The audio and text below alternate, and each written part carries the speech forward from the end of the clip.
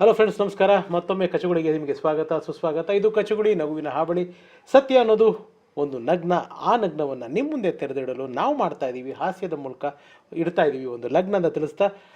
ಇವತ್ತು ಒಬ್ಬ ವ್ಯಕ್ತಿ ಬಂದಿದ್ದಾರೆ. ಇವರು ಕೂಡ ನಮ್ಮ ಈ ಸತ್ಯಲೋಕದ ಒಂದು ಕಲ್ಪನೆಯ ಪಾತ್ರ. ಈ ರೀತಿ ಯಾರೂ ಇಲ್ಲ. ಅವರು ಯಾರು ಏನು ಅನ್ನೋದನ್ನು ನೇರವಾಗಿ ಅವ್ರ ಹತ್ರನೇ ಕರ್ಕೊಂಡೋಗಿ ನಿಮ್ಮನ್ನು ಮಾತಾಡಿಸ್ತೀನಿ. ಹಾಗಿದೆ, ನಿಮ್ಮೆಲ್ಲರಿಗೂ ಸ್ವಾಗತ ಸುಸ್ವಾಗತ. ಹಲೋ, ಇದು ಹೊಟ್ಟೆ ಹೊರ್ಕೊಳ್ಳೋರಿಗೆ ಅಲ್ಲ, ಸಂತೋಷಪಟ್ಟು ನಗೋರಿಗೆ ಮಾತ್ರ.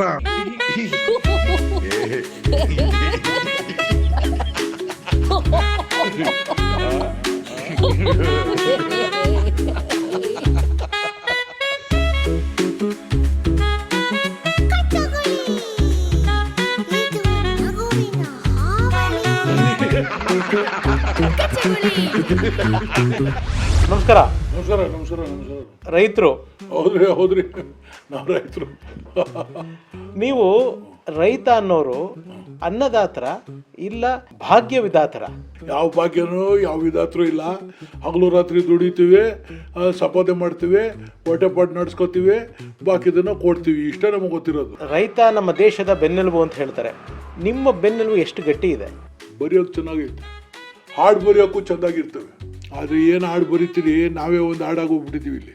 ಯಾಕೆ ಅಂದರೆ ರೈತ ದೇಶಕ್ಕೆ ಅನ್ನ ಹಾಕ್ತಾನೆ, ಹೇಳ್ತೀರಲ್ವ ನೀವು? ಹೌದು, ಎಲ್ಲ ಅನ್ನ ಹಾಕ್ತೀವಿ ನಾವು. ಹಾಕ್ತಾ ಇರೋದೆಲ್ಲ ಇಂಗ್ಲೀಷ್ ಗೊಬ್ಬರನೇ. ಅದ್ರ ಹೆಸರಾದರೂ ಒಂದ್ಸತಿ ಕೇಳೋಕ್ಕಾಯ್ತದ? ವಯೋ ಪುಸ್ಕೋಲ್ಯಾಂಡ್, ಎಲ್ಲೋ ಜೀಪ್ಕೆ, MR ಮುಸ್ಕೋಡ್, ಯಾವನಿಗೆ ಬಂದಿದ್ದೆಲ್ಲ ಹೆಸರು? ನಿಜವಾಗ್ಲೂ ಹೇಳ್ತೀನಿ, ನಾವು ಮಾಡ್ತಾ ಇರೋ ರೈತರು, ನಾವು ಕೆಲಸ ಮಾಡ್ತಾ ಇರೋದು ಈಗ ತಪ್ಪು ಅನ್ಸ್ಬಿಡ್ತದೆ. ಯಾಕೆ ಅಂದರೆ ನಾವು ಏನು ಬೆಳಿತೀವಿ ಅದನ್ನು ಕೊಡ್ತೀವಿ, ಅದರಲ್ಲಿ ನಮ್ಗೆ ಎಷ್ಟು ಬೇಕು ಅಷ್ಟು ಇಟ್ಕೋತೀವಿ. ಇನ್ನು ಸಿಗ್ಲಿಲ್ವಾ ಬಾಕಿ ನಾವು ಹಂಚ್ಬಿಟ್ಟು ಸುಮ್ಮನೆ ಆಗ್ಬಿಡ್ತೀವಿ. ಆದರೆ ಈ ಬ್ಯಾಂಕ್ನವ್ರಿಗೆ ಕಟ್ಟೋದು ಯಾಕೆ ಹೇಳಿ? ಗೊಬ್ಬರ ನಮ್ದಲ್ಲ, ಬೀಜ ನಮ್ದಲ್ಲ, ಫಸಲು ನಮ್ದಲ್ಲ. ಯಾಕಂದ್ರೆ ಯಾವನ್ ಕುಯ್ಕೊಂಡು ಹೋಯ್ತಾನೋ ಗೊತ್ತಿಲ್ಲ, ಲೋನ್ ಕಟ್ತೇ ಹೋದ್ರೆ. ಅದೇನಾದ್ರು ಬರಲಿಲ್ಲ ಅಂದರೆ, ಮೇಲ್ಗಡೆಯಿಂದ ನಮ್ಮ ಮಳೆನೂ ಬರಲಿಲ್ಲ, ನೀರು ಬರಲಿಲ್ಲ ಅಂದರೆ ಮೊಣ್ಮುಕೊಂಡಿರ್ತೀವಿ. ಎಲ್ಲೋಯ್ತು ನಮ್ಮ ಸಂತೆ? ತಗೊಂಬನ್ನಿ ನಮ್ಮ ಸಂತೆನ ನಮ್ಮ ಮುಂದೆ. ನಾವು ಬೆಳೆದದನ್ನ ನಾವು ಮಾರ್ತಾ ಇದ್ವಿ, ಈಗ ನಾವು ಬೆಳೆದದನ್ನ ಯಾರೋ ಮಾರ್ತಾರೆ, ಗೊತ್ತಾಯ್ತಾ?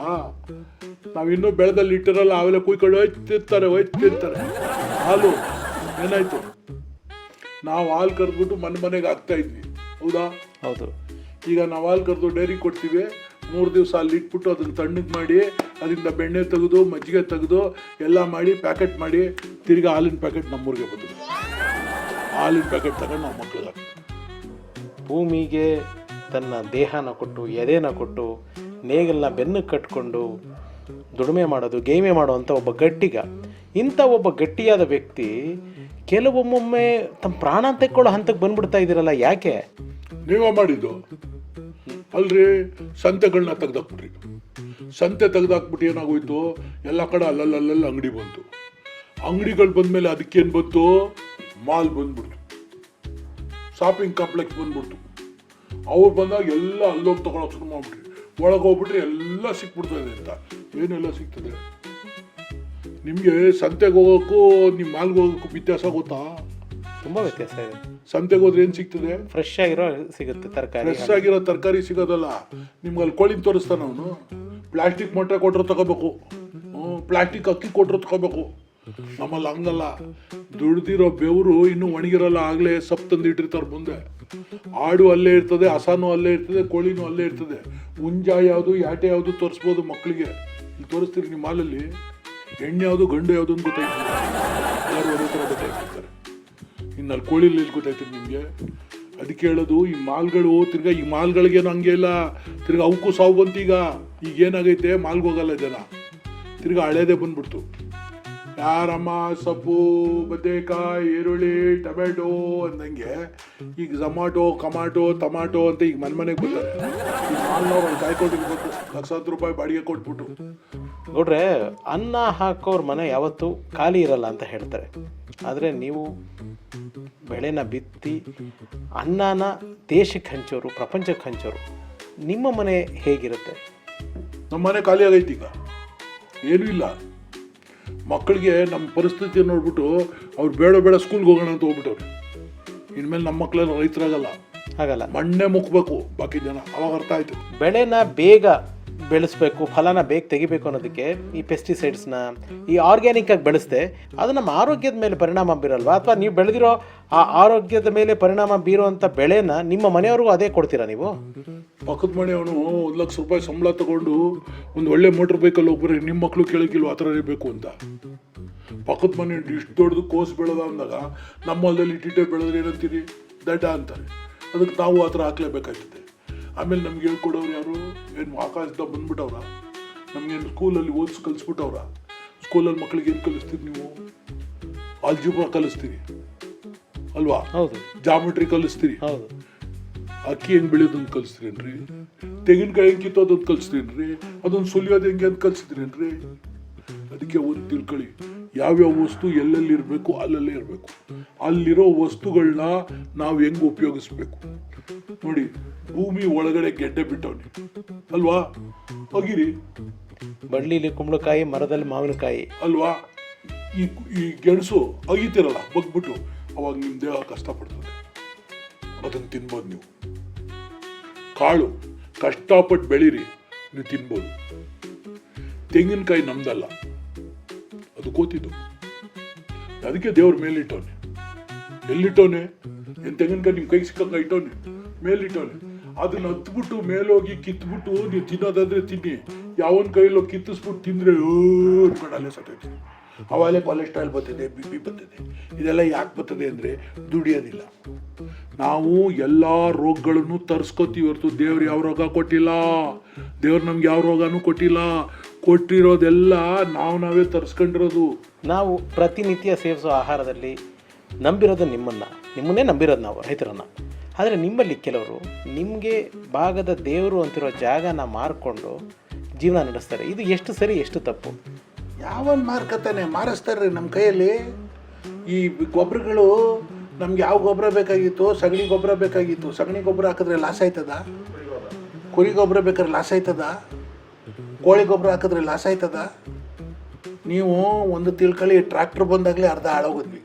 ಯಾಕೆ ಅಂದರೆ ಒಂದು ಮಾತೈತೆ, ಈ ಹಸು ಸಗಣಿ ಹಾಕ್ತದೆ, ಅದು ಮತ್ತೆ ಗೊಬ್ಬರ ಆಯ್ತದೆ. ಯಾವ ಟ್ರ್ಯಾಕ್ಟ್ರೂ ಸಗಣಿ ಹಾಕಲ್ಲ, ಯಾವ ಹಸುನೂ ಹೊಗೆ ಬಿಡಲ್ಲ. ಈ ಟ್ರ್ಯಾಕ್ಟ್ರುಗಳೆಲ್ಲ ಹೊಗೆ ಬಿಟ್ಟು ನಮ್ಮ ಫಲ ಎಲ್ಲ ಹಾಳಾಗೋಯ್ತು. ಇನ್ನು ದೊಡ್ಡ ವಿಷಯ ಏನು ಅಂದರೆ ಈ ಔಷಧಿಗಳು ಬಂತಲ್ಲ, ಎಲ್ಲ ಕೀಟಗಳೂ ಸತ್ತೋಯ್ತು. ಯಾವ ಕೀಟ ಇದು ಸತ್ತೋಗಿರೋದು? ನಮಗೆ ಬೇಕಾಗಿರೋ ಕೀಟ ಸತ್ತೋಯ್ತು. ಜೇನು ಸತ್ತೋಯ್ತು, ನೊಣ ಸತ್ತೋಯ್ತು, ಬೇರೆ ಬೇರೆ ಹುಳುಗಳಿತ್ತು, ಅವೆಲ್ಲ ಹೂಗಳ ಹತ್ರ ಹೋಗಿ ಇನ್ನೊಂದು ಕಡೆಗೆ ಹೋಯ್ತಿತ್ತು, ಅವೆಲ್ಲ ಸತ್ತೋಯ್ತು. ಈಗ ಏನಿದ್ರು ರೋಗಗಳು ಬೆಳೆಸುವಂಥ ಹುಳನೇ ಇರೋದು. ಅವಕ್ಕೆ ಔಷಧಿ ಹೊಡೆದು ಅವನ್ನೂ ಸಾಯಿಸ್ತೀರಿ. ಕಪ್ಪೆ ಯಾವಾಗ ಹೋಯ್ತೋ ಆವಾಗ ನಿಮ್ಗೆ ಸೊಳ್ಳೆ ಜಾಸ್ತಿ ಆಗುತ್ತೆ. ಹಲ್ಲಿಗಳಿಗೆ ಪೆಸ್ಟಿಸೈಡ್ಸ್ ಹೊಡಿತೀರ, ಮನೆಯೊಳಗಿರೋ ಅಲ್ಲಿ ಯಾವುದನ್ನು ಎಲ್ಲನೂ ಸತ್ತೋಗ್ಬಿಟ್ರೆ ಇನ್ನು ಮನೆಯಲ್ಲಿರೋ ಸೊಳ್ಳೆನೇ ಯಾರು ತಿಂತಾರೆ? ನಿಂಬೆ ಬೆಳಕು ಕಚ್ತದೆ.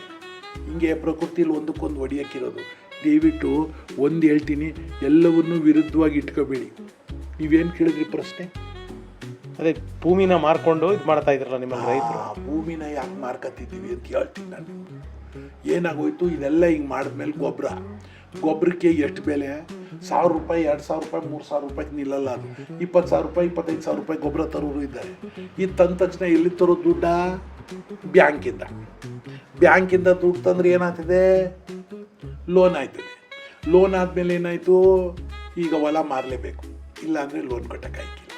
10 ಎಕರೆ ಇರೋನು 5 ಎಕರೆಗೆ ಬಂದ, 5 ಎಕರೆ ಇರೋನು 2 ಎಕರೆಗೆ ಬಂದ, 2 ಎಕರೆ ಇರೋನು 1 ಎಕರೆಗೆ ಬಂದ, ಇನ್ನು 1 ಎಕರೆ ಇರೋನು ಅರ್ಧ ಎಕರೆ, 1/4 ಎಕರೆಗೆ ಬರ್ತಾನೆ. ಕೊನೆಗೆ ಅದು ಮಾರ್ಕತಾನೆ. ಆಗದೆ ಹೋದರೆ ಜನನ ಸಾಯಿಸೋಕ್ಕಾಗಲ್ಲ, ತಾನೇ ಸತ್ತೋಯ್ತಾನೆ. ಅದಕ್ಕೆ ಹೇಳೋದು, ನಿಮ್ಮ ಮಕ್ಳು ಎಲ್ಲೇ ಬೆಳೀರಿ, ಎಲ್ಲೇ ಇರಲಿ, ನಿಮ್ಮ ಮೂಲಲ್ಲಿರೋ ಜಾಗ ಮಾರಬೇಡ್ರಿ, ಆ ಹೊಲ ಮಾರಬೇಡ್ರಿ. ಅದನ್ನು ಹೊಟ್ಟೆಗೆ ಇಟ್ಕೊಳ್ರಿ, ಊಟಕ್ಕೆ ಇಟ್ಕೊಳ್ರಿ, ಇದೆಲ್ಲ ನೋಟಕ್ಕೆ ಇಟ್ಕೊಳ್ರಿ. ಅಷ್ಟೇ. ಇಡೀ ಪ್ರಪಂಚದಲ್ಲಿರೋ ನೋಟ ಎಲ್ಲ ಚೆಂದಾಗಿರ್ತದೆ. ಆದರೆ ನಮ್ಮದು ಅಂತ ಒಂದು ಭೂಮಿ ಬೇಕು, ನಮ್ಮದು ಅಂತ ಒಂದು ಜಾಗ ಬೇಕು. ಅಲ್ಲಿ ಬೆಳೆಯೋಕ್ಕೆ ನಮಗೇನು, ನಮ್ಮದೇ ಅದಕ್ಕೆ ಬೇಕಾಗಿರೋ ಗೊಬ್ಬರ ಸಾಕು. ಕೋಳಿ ಸಾಕೊಳ್ಳಿ, ಅದ್ರ ಗೊಬ್ಬರ ಬರ್ತದೆ. ಆಡು ಸಾಕೊಳ್ಳಿ, ಅದ್ರ ಗೊಬ್ಬರ ಬರ್ತದೆ. ಹಸು ಸಾಕೊಳ್ಳಿ, ಅದ್ರ ಗೊಬ್ಬರ ಬರ್ತದೆ, ಅದರಲ್ಲಿ ಬೆಳಿಬೋದು. ಅದಕ್ಕೆ ಯಾಕೆ ಇಂಗ್ಲೀಷ್ ಗೊಬ್ಬರ ಟಸೋ ಪುಸೋ 42 ಡಿಂಕ ಪಾಲಿಟು ಪಿಂಕ ತಾಕ್ಲಾರ್ಪು ಪಿಂಕ ಅವ್ನ ಮನೆ ಪಿಂಕ, ನಾವೇನು ಮಾಡೋಕ್ಕೆ. ಸೊ ಸ್ನೇಹಿತರೆ, ಇದಾಗಿತ್ತು ನಮ್ಮ ರೈತ, ಭಾರತದ ಭಾಗ್ಯ ವಿಧಾತ, ನಮ್ಮ ಅನ್ನದಾತನ ಕೆಲವು ಮಾತುಗಳು, ಸತ್ಯವಾದ ಮಾತುಗಳು. ಇದು ಒಂದು ಕಾಲ್ಪನಿಕ ಪಾತ್ರ. ಈ ರೀತಿ ಕಾಲ್ಪನಿಕ ಪಾತ್ರಗಳು ನಿಮಗೆ ಯಾವ್ದಾದ್ರು ಬೇಕಿದ್ರು ನಮಗೆ ತಿಳಿಸಿ, ನಮ್ಮ ವಾಟ್ಸಪ್ ನಂಬರ್ ಕಳಿಸಿ. ಆ ವ್ಯಕ್ತಿನ ನಿಮ್ಮ ಮುಂದೆ ಕರ್ಕೊಂಬಂದು ನಿಮ್ಮ ಪ್ರಶ್ನೆಗಳನ್ನ ಅವ್ರು ಕೇಳ್ತೀವಿ ಅಂತ ಹೇಳ್ತಾ ಧನ್ಯವಾದಗಳು ಗೌಡ್ರೆ ನಿಮ್ಮ ಸಮಯಕ್ಕೆ. ಥ್ಯಾಂಕ್ ಯು, ನಮಸ್ಕಾರ. ಮುಂದಿನ ಕಚಗುಳಿಯಲ್ಲಿ ನಗುವಿನ ಹಾವಳಿಯೊಂದಿಗೆ ಮತ್ತೆ ಭೇಟಿ ಆಗ್ತೀನಿ. ಅಲ್ಲಿವರೆಗೂ ನಿಮ್ಮೆಲ್ಲರಿಗೂ ನನ್ನ ಪ್ರೀತಿಯ ನಮಸ್ಕಾರ. Thank you.